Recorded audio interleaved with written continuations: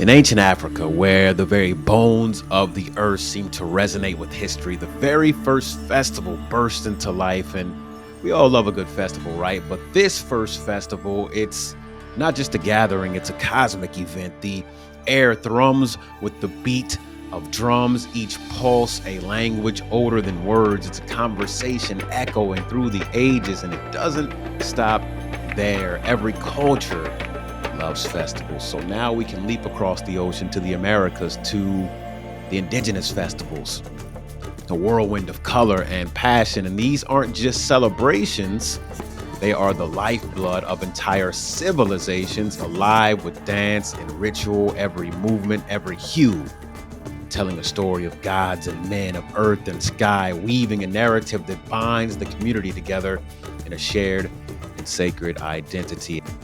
Festivals were the heartbeat of ancient society. So why did our ancestors start these festivals? It wasn't just for fun, it was a deep human need to connect, to belong, to be part of the great narrative of life.